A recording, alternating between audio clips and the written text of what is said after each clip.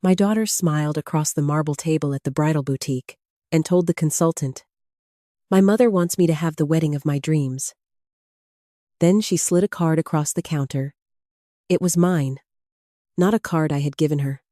Not a card I even knew she had. I was 68 years old, newly home from a short hospital stay, and sitting beside my daughter, Melissa. While she spent money from the retirement account William and I had built over 40 years. When I asked where she got the card, she squeezed my hand beneath the table and whispered, "Please don't embarrass me. Mom, we'll talk about it later." But I did not argue. I did not make a scene. I went to my bank the following morning and asked them to print every transfer made from my savings account since the day I had been admitted to the hospital. And when the banker started reading the names attached to those transactions, I discovered my daughter had not been acting alone. If you believe helping family should never mean losing control of your own life, subscribe to Rebecca's Justice Stories and tell me in the comments, would you confront your child immediately? Or quietly collect the facts first? 3 months earlier, I would have said Melissa was only trying to help me. That was the story she gave me. And it sounded believable because I wanted it to be true. I had been taken to Willow Creek General after a painful gallbladder attack one rainy Sunday afternoon. It was not a long illness. I was in the hospital for 4 days. And after the surgery, the doctors told me I needed to rest, drink water, and avoid lifting anything heavier than a grocery bag for a few weeks. Nothing dramatic. Nothing that should have changed who I was. But the moment Melissa heard I had been admitted, she arrived at the hospital with a tote bag full of toiletries, a phone charger, and the kind of worried expression that makes a mother feel both grateful and guilty.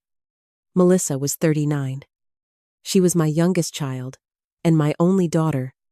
Her older brother, Marcus, lived 2 states away and worked long shifts as a warehouse supervisor. He called whenever he could. But Melissa was nearby. She knew the nurses' names by the second day. She brought me soup. I was not allowed to eat yet. She complained to the doctor when my room was too cold.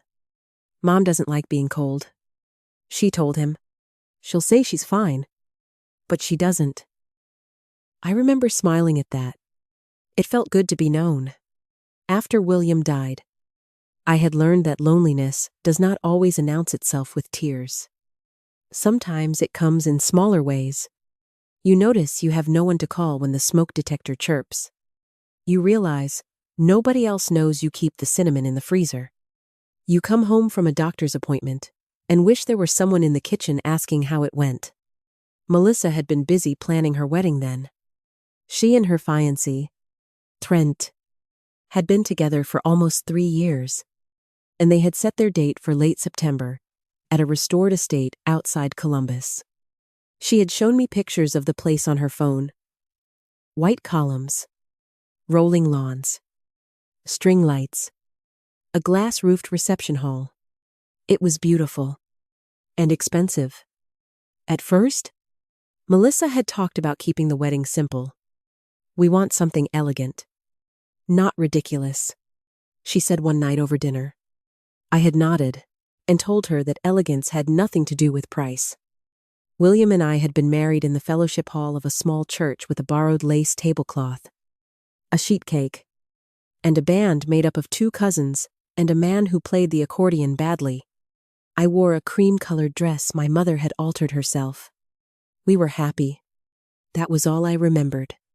But as the months passed, the wedding changed. The guest list grew from 80 people to 160.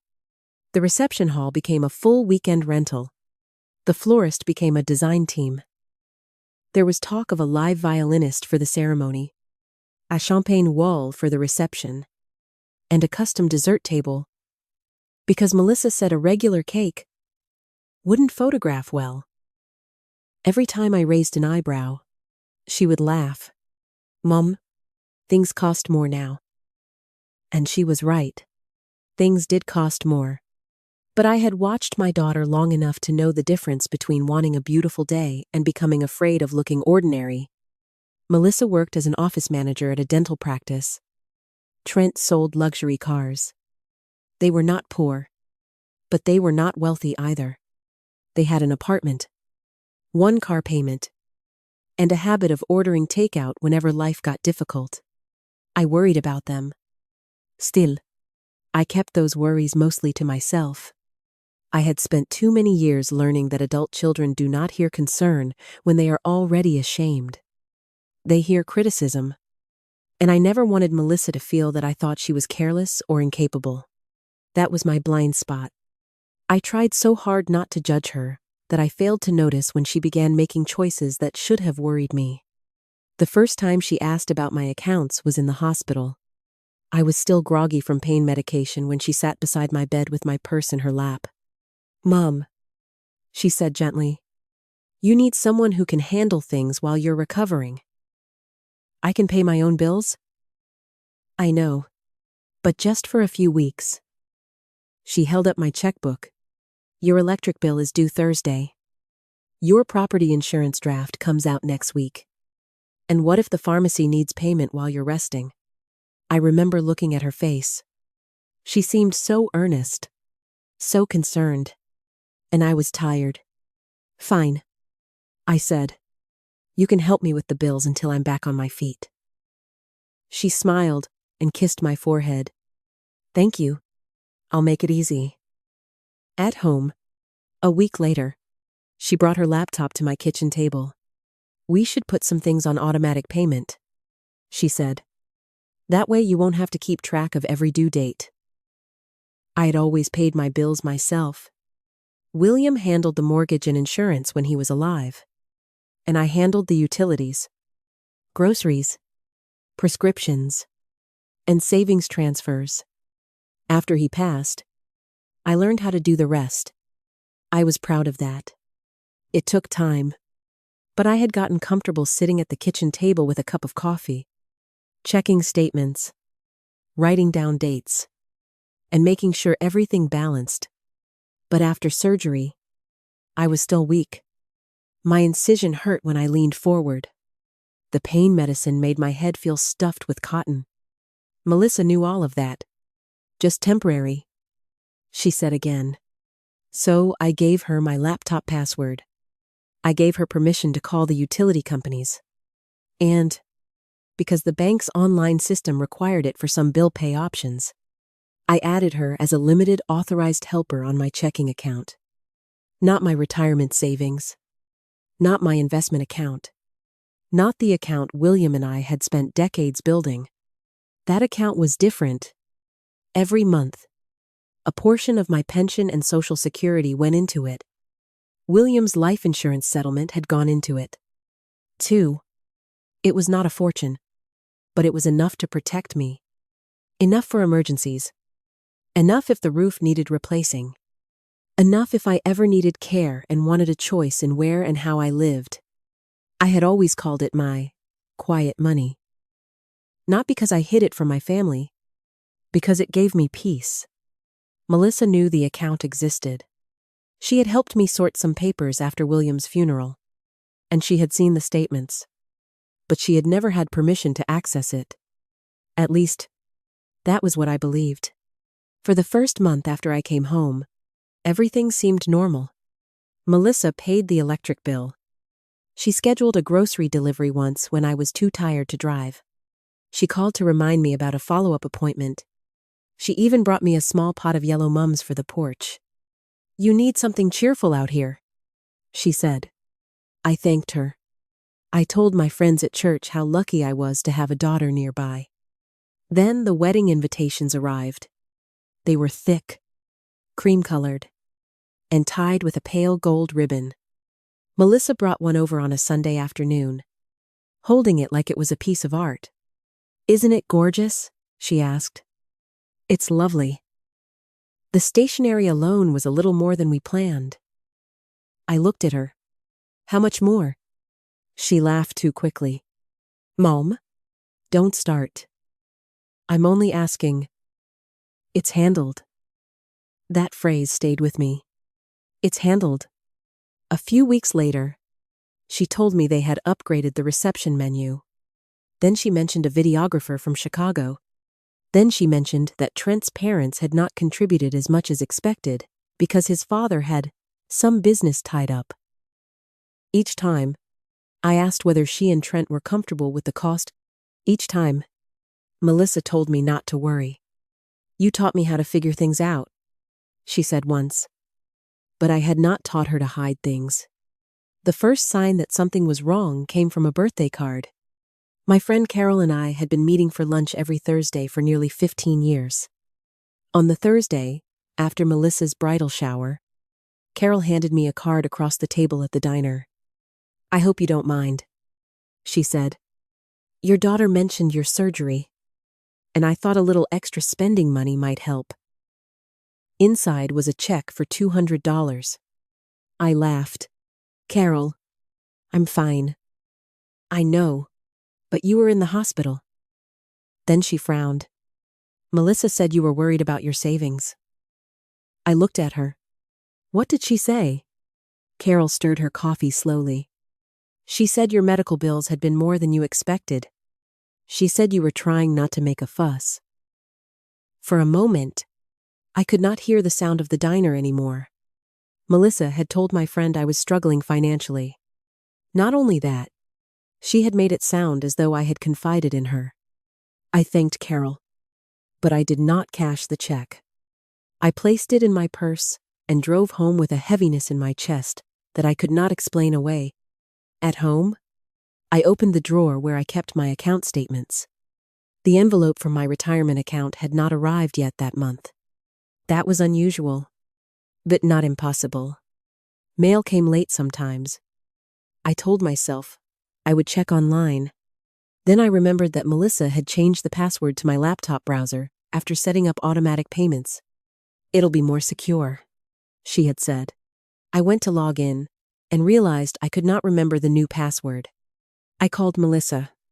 "Hey, Mom," she answered brightly. I could hear voices in the background. "Did you change the password on my bank account?" "No. I only updated your browser login." "What is it?" There was a pause. "Why do you need it right now?" "Because it's my account." "Mom, I'm at a venue appointment. Can I call you later?" "Melissa, what is the password?" Her voice tightened. "I'll text it to you." But she did not. An hour passed. Then 2. At 6:30, I received a text. "I'm sorry. I got busy. It's saved on your laptop. I'll come by tomorrow and show you." That was when a mother's worry became something sharper. Not proof. Not yet. But a question I could no longer ignore. The next day, Melissa came over wearing a white sweater and carrying 2 iced coffees. She moved through my kitchen like she always had, setting one drink beside me and checking her phone between sentences. "Why are you so stressed?" she asked. "You're supposed to be recovering." "I want access to my account." "You have access." "Then show me." She sighed and sat down beside me. "I don't understand why you're treating me like I did something wrong." "I'm not treating you anyway. I'm asking to see my own bank account." Her eyes filled with tears so quickly that I almost apologized. That was another thing I had to learn about my daughter. Melissa did not always cry because she was hurt. Sometimes she cried because tears made other people stop asking questions. "Mom, I've done everything for you since you got sick," she said. "I took time off work. I brought you food. I handled your bills. And now you're acting like I'm some kind of thief." "I never called you that. But you're thinking it." "No," I said slowly. "I am thinking that I should know what is happening with my money." She unlocked my laptop. The account page appeared. At first glance, everything looked ordinary. Checking account balance, utility payments, grocery delivery, prescription copay. Then I saw the tab for linked accounts. My retirement savings account was there. I stared at it. Why is this linked? Melissa's hand moved toward the trackpad. It was probably already connected. No, it wasn't. It must have been. I didn't do anything. I clicked the account. The balance loaded, and I felt the room shift around me. The previous month, my savings had held $186,000. Now it held $149,000. $37,000 had disappeared. I looked at Melissa. She had gone very still. What is this? I asked. Mom, what is this? It's temporary. The word landed between us, like broken glass. I felt my throat tighten. Temporary? Trent and I had some deposits due. We were going to replace it. You took money from my savings? I didn't take it. I moved it. Without asking me. I was going to tell you. When? She wiped at her cheeks. After the wedding. Things got out of control. And I didn't know what else to do. I stared at the number on the screen. $37,000. The amount was so large that it barely felt real. I thought about William working overtime at the factory so we could add to that account. I thought about every vacation we skipped, every used car we drove longer than we wanted to, every extra shift I took at the library before Christmas because I wanted our future to be safe. My daughter had not taken spare money. She had taken years. Did you use this for the wedding? I asked. She looked away. I'll pay it back. That was not my question. Her voice rose. Yes, some of it. But it's not like I spent it on nothing. I stood up slowly. You spent my retirement money on flowers and invitations? You don't understand, she said. Everything was already booked. People were coming. Trent's parents were judging us. His sister had this huge wedding. And everyone kept comparing. So you used my money? I didn't have a choice. You had choices, I said. You could have reduced the wedding. You could have postponed it. You could have told people no. Her face changed. For a moment, the frightened daughter disappeared. In her place was a woman who had convinced herself that her dream mattered more than my consent. You have all that money sitting there, she said. You don't even use it. The silence after that sentence was unbearable. I heard the clock ticking over the stove. I saw my reflection in the dark kitchen window. And I realized she had been looking at my savings the same way Daniel had looked at my house in the stories I used to hear about from other women at church. Not as a parent's protection, as unused money waiting to become someone else's solution. You need to leave, I said. Mom, please. Leave. She grabbed her purse, but did not move toward the door. I said I'll put it back. How? She hesitated. That hesitation told me more than any answer could have. You don't have it. I said. I will. How? Melissa? Her face crumpled. Trent knows someone who can help us refinance after the wedding. I felt a chill move through me. Trent knows? She said nothing. Did Trent know you took money from me? No. Not exactly. Not exactly is not an answer. He knew we had family help. From whom? She covered her face. And I understood that the lie had already grown larger than one daughter, one wedding, or one stolen transfer. I took my phone from the counter. I'm calling the bank. Mom, don't. I am calling the bank. If you make this public, you'll ruin everything. I looked at her, truly looked at her. You made this public the moment you used my name, my accounts, and my life to pay for yours. She left without saying goodbye. I did not call the bank that night.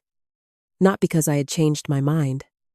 Because I was finally learning to slow down before I let heartbreak make decisions for me. I called Priya Shah the next morning. She listened while I told her exactly what I had found. When I finished, she said, Rebecca, you need the complete transaction history, not only the balance. Ask the bank for printed records, showing the source, destination, authorization method, and any linked account changes. Will they give that to me? It is your account? Yes. And then what? Then we determine whether Melissa had authority, whether anyone else accessed the account, and whether any money can be traced. I went to Willow Creek Community Bank that afternoon. A banker named Helen Ortiz led me into a private office. She was gentle but direct, the way good people become when they understand that kindness without clarity does not help anyone. I need every transaction from my retirement savings account since I was in the hospital, I told her. She typed quietly for several minutes. Then the printer beside her desk began to hum. Page after page appeared. Helen placed them in front of me. The first transfers were smaller, $3,000, then $5,000, then $8,000. They had been sent through online transfers connected to my checking account. But then I saw something different. A $15,000 wire transfer. The recipient was not a florist, not a wedding venue, not a coutier. It was a company called Caldwell Event Holdings. I looked at Helen. What is that? She read the line carefully. It appears to be a business account. Was that transfer made online? Helen's expression changed. No. How was it made? She clicked through several screens. It was initiated in person at a branch. I didn't come into the bank. I understand. Who did? Helen looked at the authorization field, then looked back at me. I'm going to need my manager to review this with us. A few minutes later, the branch manager joined us.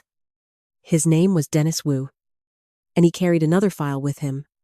He explained that the wire transfer had been requested using an authorization form signed by me. My signature. Again. Only, it was not mine. I knew at the instant he placed the copy on the desk. The letters were close enough to be dangerous. But the handwriting had none of my shape, none of my pressure, none of the long curve on the first letter of my name. Mrs. Clark. Dennis said, There is something else you should see. He turned the page. Under the section marked accompanying party, there was a name. Diane Whitaker. My older sister. The woman who had held my hand at William's funeral. The woman who told me, only 2 weeks earlier, that Melissa deserved one perfect day. I stared at the name until the letters blurred. And suddenly, I understood why Melissa had been so certain she could get away with it. She had not only taken my money, someone in my own family had stood beside her at the bank and watched her do it. For a few seconds, I could not speak. Diane Whitaker. My sister. My only sister. She was 71, 3 years older than me, and she had been part of my life for as long as I could remember. When we were girls, she braided my hair before school. When I got married, she stood beside me in a pale blue dress and cried harder than I did. When William died, she slept on my couch for 2 nights because she said she did not want me waking up alone. And now her name was printed beside a fraudulent transfer taken from my retirement savings. I looked at Dennis Wu, the branch manager. What does accompanying party mean? I asked. It means she was physically present when the wire was requested. He said carefully. Was she listed as an account holder? No. Was she listed as an authorized signer? No. Then why was she allowed to be there? Dennis folded his hands on the desk. According to the internal notes, your daughter stated that you were recovering from surgery and had asked her to handle an urgent wedding-related payment. Ms. Whitaker was identified as a family member who could confirm that you had approved the transfer. The room seemed to grow quieter. Confirm it how? Helen Ortiz looked uncomfortable. She signed the witness line on the authorization form. I turned the paper over. There it was. Diane's signature. Small, familiar, and unmistakable. I had seen that handwriting on Christmas cards, birthday checks, and the condolence note she sent after William's funeral. My sister had signed a document allowing my daughter to move $15,000 out of my account.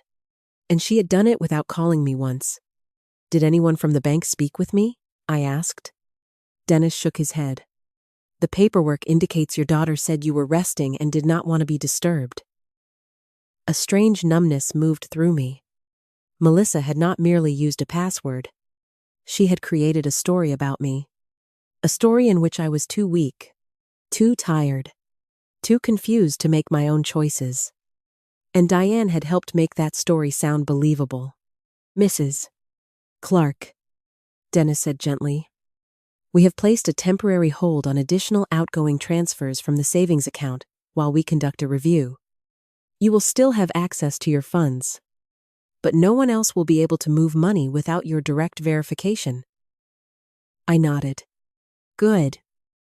He slid the stack of documents closer to me. There are more transactions you should review. I looked down.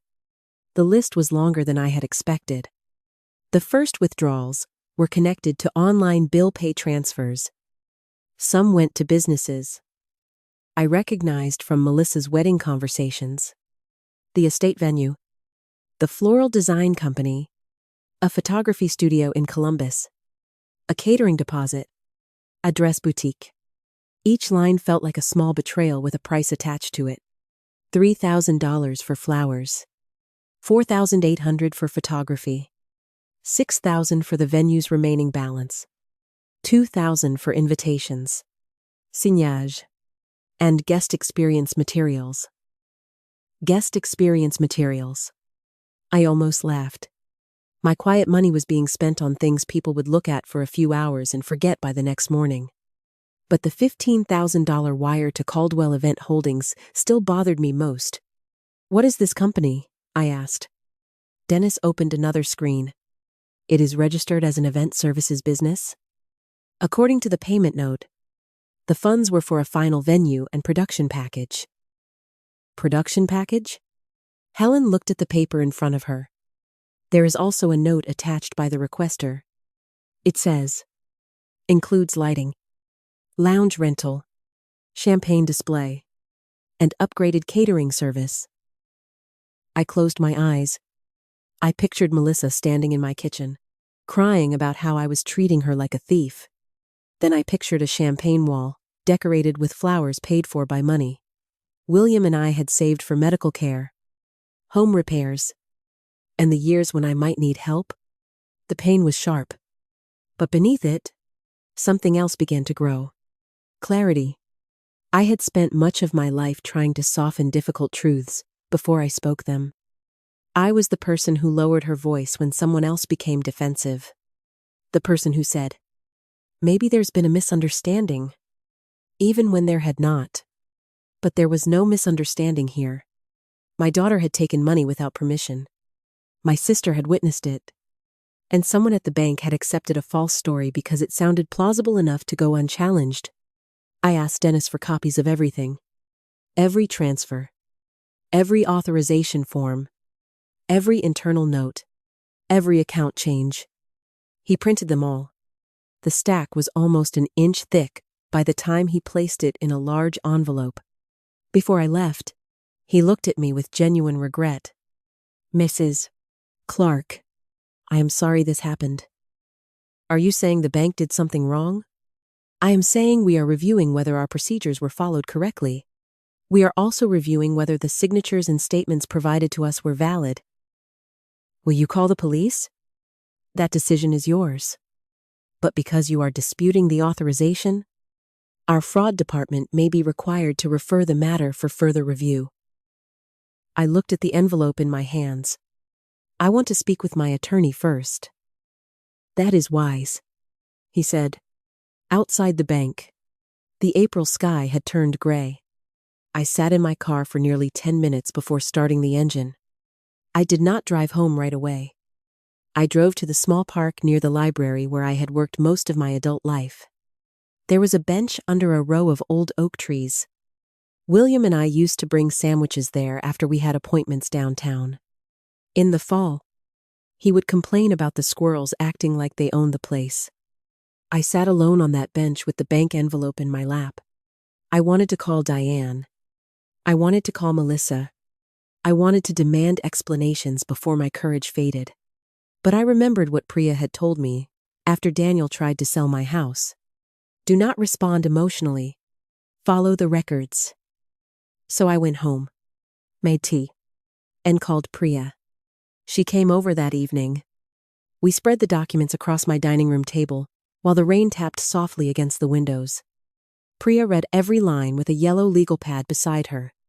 She made columns for dates, amounts, recipients, access methods, and people connected to each transfer. Here? She said after almost an hour. She pointed to a transfer for $4,000 made 2 days before the large wire. The money had gone to an account under the name Diane Whitaker. The note beside it said, "Wedding reimbursement?" I stared at the page. I never authorized that. Do you know what it was for? No. Priya checked another form. This one was an online transfer. It was made from a device registered to your account. My laptop? Possibly. Or a phone or tablet that had been added as a trusted device? I thought of Melissa sitting at my kitchen table after I came home from the hospital. I thought of her saying she was only making bill payments easier. I thought of her taking my laptop, opening my banking page, changing passwords while I was weak and grateful. She added her phone. I said, Priya looked up. Did she have your phone, too? For a few days at the hospital. She said mine needed charging. Priya wrote something down. Then she said, Rebecca, I need you to understand that this was not one impulsive decision. It appears to have been a series of planned actions. The account access was changed. Multiple transfers were made. A wire was initiated in person. And your sister received money directly. My throat tightened. Why would Diane take money? That is a question Diane will have to answer. The next morning, Diane called me. I watched her name flash across my phone. For a moment, I considered letting it ring. Then I answered, Hello, Diane. Her voice was too careful. Rebecca. Honey, Melissa called me. I imagine she did. She said you went to the bank. Yes. Oh, Rebecca. This has gotten so out of hand. I looked at the papers on my table. No, it got out of hand when you signed a wire authorization using my money. There was silence. Then Diane exhaled. I knew you would be upset. You knew? I knew you might not understand at first. The words hit me so hard I had to sit down. Might not understand. It was the same language Melissa had used. The same language people used when they wanted to take power from someone without admitting that was what they were doing. Explain it to me, I said. Diane began talking quickly. Melissa had been overwhelmed. The wedding deposits were due. Trent's parents had reduced their contribution at the last minute. Melissa was terrified of losing the venue and embarrassing herself in front of Trent's family. She said she planned to repay you as soon as they got through the wedding. Diane told me. She said you always wanted her to have something beautiful. I wanted her to have a marriage, I said. Not a performance she could not afford. She deserved one day where she felt special. So did I? Diane. I deserved one day when nobody stole from me. Her breath caught. I never thought of it that way. That is the problem. I stood and walked to the window. Across the street, Mr. Alvarez was trimming his hedges. A little boy in a red jacket was riding a scooter along the sidewalk. The world outside my window looked perfectly ordinary. Inside my house, everything had changed. "Why did you sign that form?" I asked. Diane was quiet. "Because Melissa said you knew." "Did you call me?" "No." "Did you ask me?" "No." "Then why did you believe her?" She did not answer, and I realized the answer was not complicated. Diane had wanted to believe it. She loved Melissa. She wanted the wedding to happen. She wanted to be the aunt who helped create a beautiful day. And perhaps she believed that because I had savings, I would not feel the loss as sharply as Melissa felt the pressure.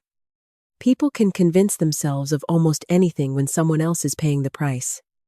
"There is also a $4,000 transfer to your account," I said. This time, the silence was longer. "What was that for?" "It was reimbursement," she said quietly. "For what?" "I paid the florist's first deposit." "With your own money?" "Yes." "And then Melissa paid you back using my savings." Diane began to cry. "I thought she would tell you."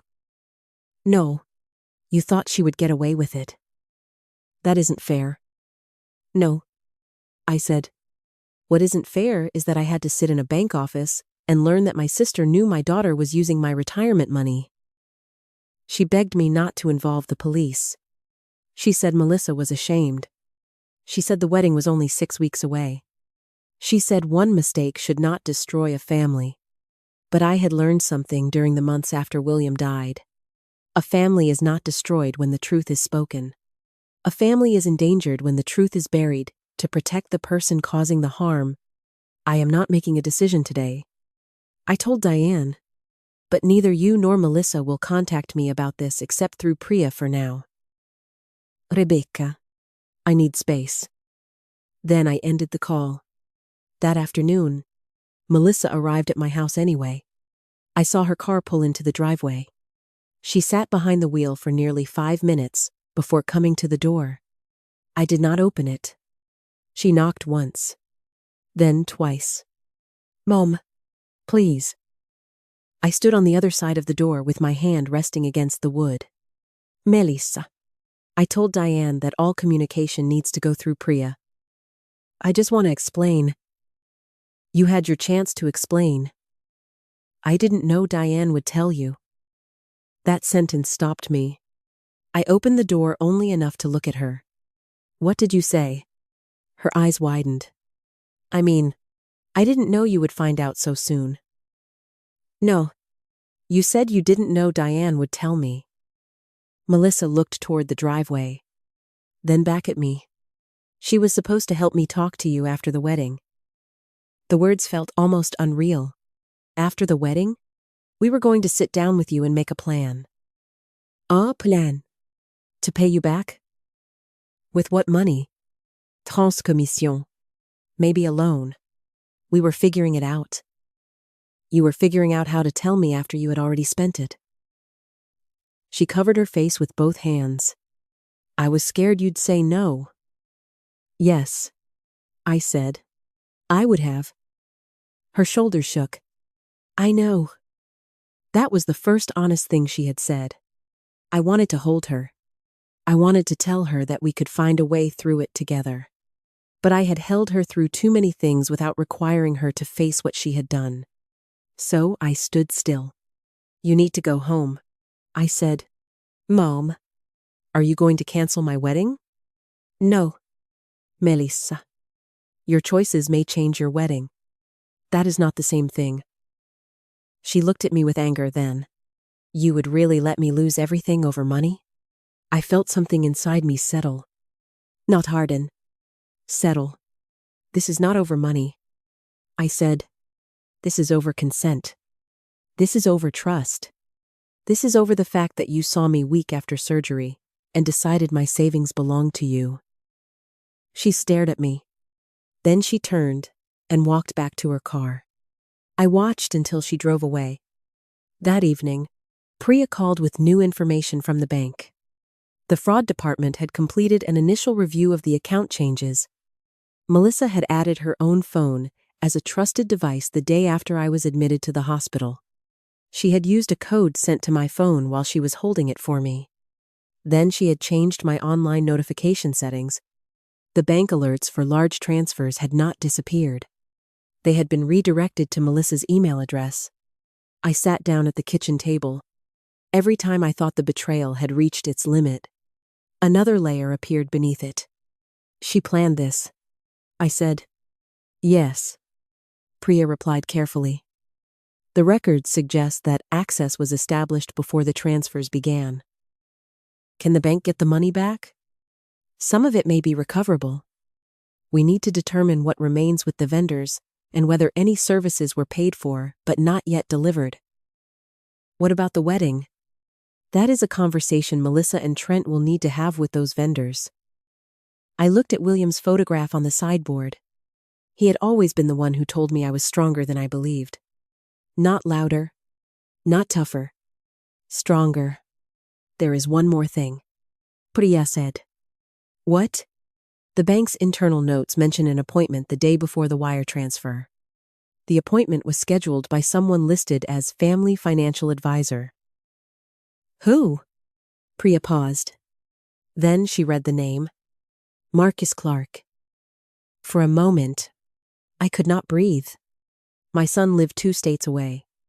He had called me during my hospital stay. He had told me he wished he could be there.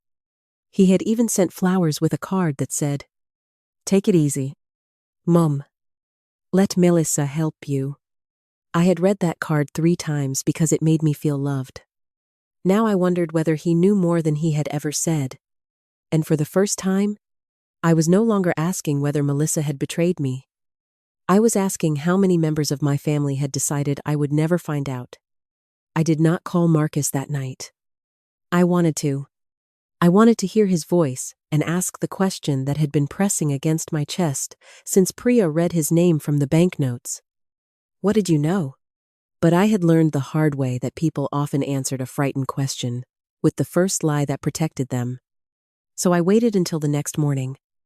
I made coffee in William's old grinder, stood at the kitchen window, and watched the steam rise from the mug. Then I called Marcus at work. He answered after 2 rings. "Mom, is everything okay?" The familiar concern in his voice nearly made me believe that it was. "I need you to tell me why your name appears in my bank's notes as a family financial advisor." There was silence. Not confusion. Not surprise. Silence. I sat down slowly at the kitchen table. "Marcus?" He exhaled.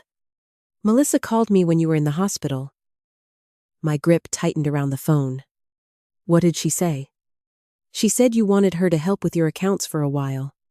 She said you were worried about hospital bills and that you asked her to move some money around." "Did you speak to me?" "No." "Did you ask to speak to me?" "No." His voice grew quieter. "I know how that sounds. It sounds like you believed something important about me without asking me if it was true." "I thought she was helping you." "Did you know she was using money for the wedding?" He hesitated. And in that hesitation, I heard the answer. "Marcus." "I knew she was short," he admitted. "She called me crying. She said Trent's parents had backed out of part of their contribution.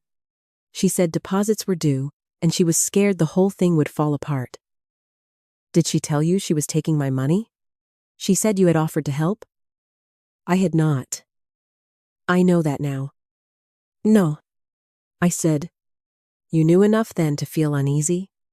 That is why you called the bank." He was quiet again. "Finally," he said. "Melissa asked me to call and ask about large transfer limits. She said she was having trouble getting payments approved. I called because I thought I could help her understand the process." "You introduced yourself as my financial advisor?" "No, I never said that." "Then why is it in the notes?" "I don't know." "Did you set up an appointment?" His voice cracked slightly. I asked whether someone could explain the wire process. The woman at the bank said Melissa already had an appointment. She asked if I was the family advisor she had mentioned, and I said I was her brother. My heart sank. So you knew she was going to the bank? Yes. And you still did not call me? I thought she had your permission. Why? Because I wanted to believe it. His words struck me harder than if he had raised his voice. Because that was the truth beneath all of it. Diane wanted to believe Melissa had permission because she wanted the wedding to happen. Marcus wanted to believe it because he did not want to imagine his sister doing something unforgivable. And Melissa wanted everyone to believe it because the lie became easier to carry each time someone else agreed not to question it. I am your mother, I said quietly. My money was moved. My notifications were changed.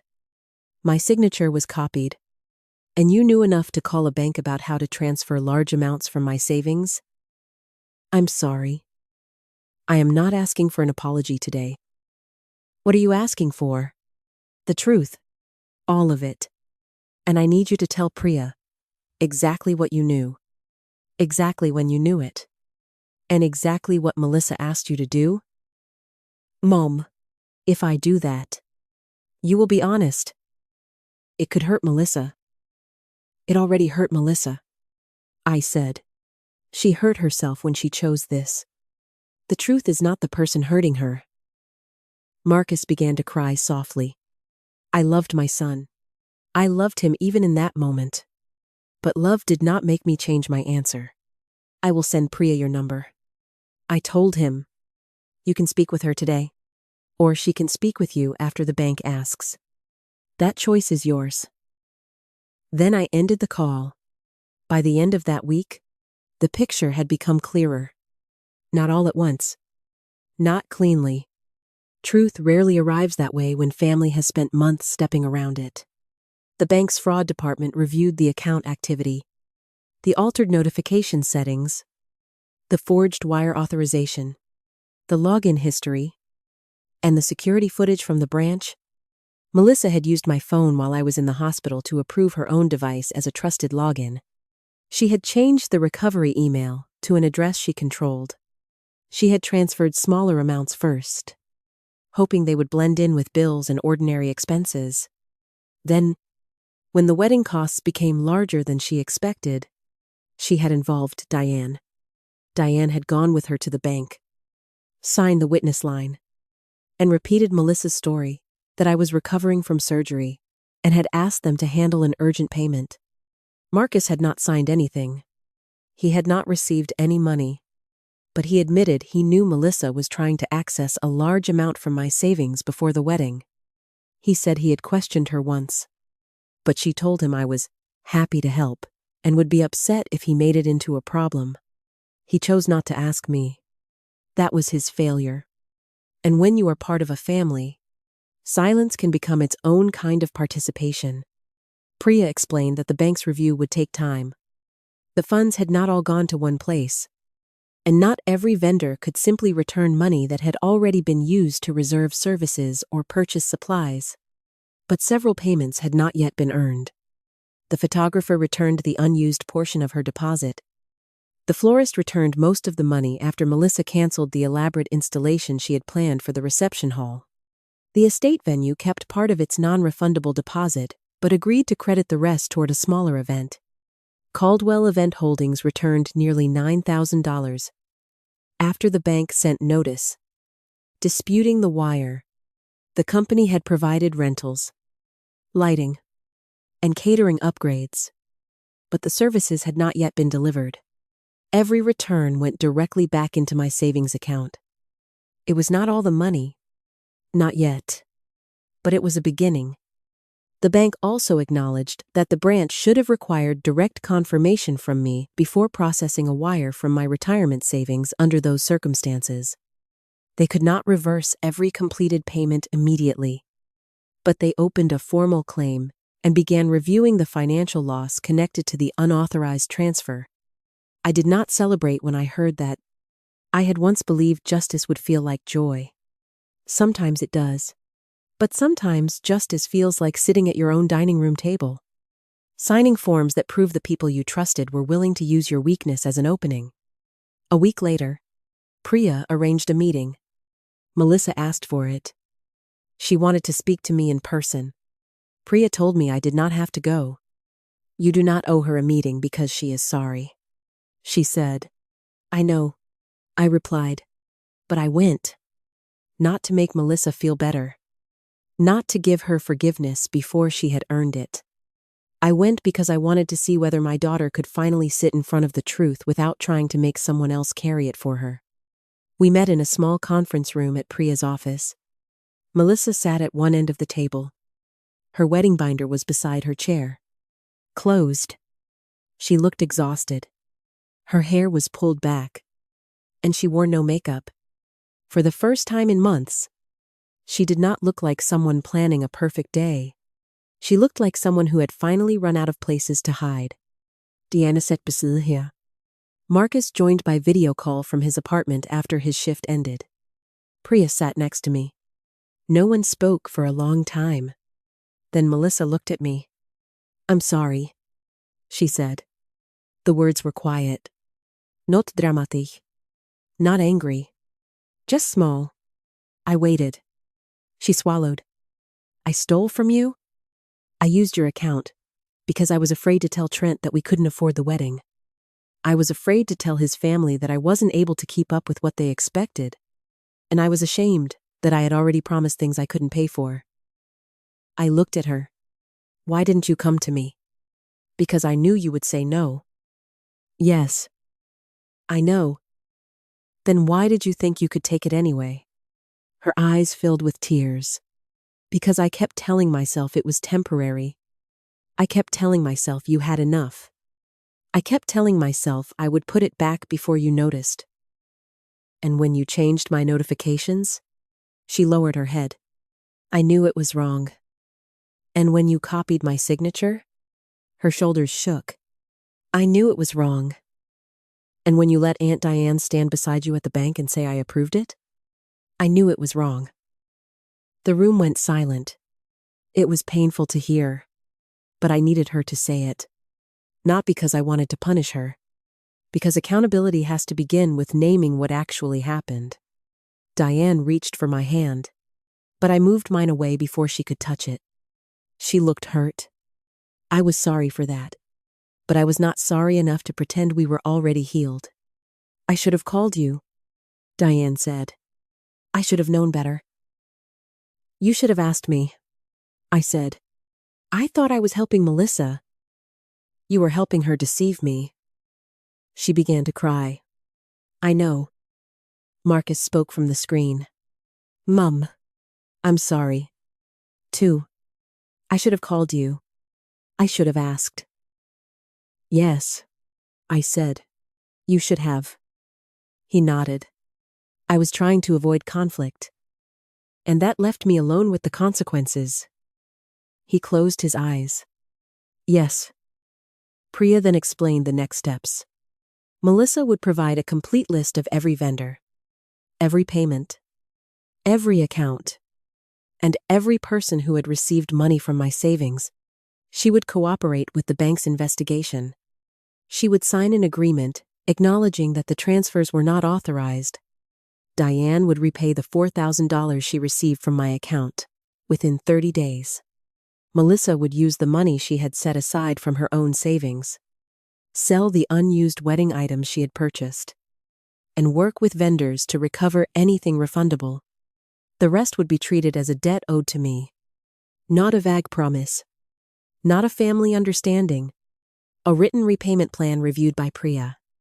Melissa would also begin counseling. Not because a counselor could erase what she had done, but because she needed to understand why shame and pressure had so easily turned into entitlement. Then Priya said the sentence Melissa had been dreading. The wedding will need to change. Melissa nodded slowly. I know. What do you plan to do? I asked. She looked at the closed binder beside her. Trent and I are canceling the estate event. We can't afford it. We're going to have a small ceremony at his aunt's church. Just family and close friends. I said nothing. We already told people, she continued. Some of them are upset. That is not the worst thing that can happen, I said. No, she whispered. It isn't. The wedding took place 6 weeks later. I did not attend. That was not a decision I made lightly. Melissa asked me to come. She said it would mean everything to her. Diane begged me not to miss my daughter's day. Marcus said he understood whatever I chose. But I was not ready to sit in a church smiling for photographs while the debt between us was still fresh and unpaid. I sent Melissa a sample card. I hope your marriage is built on the honesty that this wedding was not love. Mom. It took me nearly an hour to write those 2 sentences. But they were true. The bank investigation continued through the summer. Their final review confirmed that I had not authorized the wire transfer or the online withdrawals because bank procedures had not been fully followed during the in-person transaction. They restored part of the disputed funds while pursuing recovery from the vendors and accounts involved. The remaining amount became part of Melissa's written repayment agreement. She did not receive a quick rescue. Neither did I. She took extra work at a catering company on weekends. Trent sold his second car, which he had been keeping as a project. They moved into a smaller apartment. They stopped spending money they did not have. Diane sold a piece of jewelry our mother had left her and returned the $4,000 in full. Marcus began calling me every Sunday. At first, our conversations were awkward. He would ask about the weather, the garden, the book I was reading. I could hear him carefully avoiding the pain he had helped create. Then one Sunday, he said, "Mom, I'm trying to learn not to confuse peace with silence." I held the phone close to my ear. "That is a hard lesson," I said. "Yes," he replied. "I think I'm late learning it." Late is not the same as too late. That was all I could offer him then. And it was enough. Months later, my savings account did not look exactly as it had before. Some of the money was still being repaid in monthly installments. But the account was secure again. The alerts came directly to my phone and email. No one else had access. No one else had my passwords. I had changed my banking preferences so that any transfer above a modest amount required me to appear in person or confirm through a direct video call with the bank. It was inconvenient. It was also peaceful. One morning in early autumn, I opened my statement at the kitchen table. The numbers were not perfect, but they were honest. That mattered more. Outside, the maple tree William planted years ago had begun turning red at the edges. I made coffee, opened the window, and let the cool air move through the house. For a long time, I had thought being a good mother meant making room for my children's mistakes. I still believe children deserve room to grow. But I no longer believe that room must be built inside a mother's safety, her savings, her home, or her dignity. Melissa had wanted a wedding that looked like a dream. Instead, she learned that no celebration is beautiful if it is paid for with someone else's trust. And I learned that I did not have to scream to protect myself. I only had to stop looking away. If this story touched you, please like this video and subscribe to Rebecca's Justice Stories for more powerful stories of family betrayal, dignity, and evidence-based justice. And leave a comment below. If a family member took money without permission, but showed real accountability, would you forgive them? Or would trust be gone forever? Rebecca chose documentation before confrontation. In a situation like this, what would be your very first step?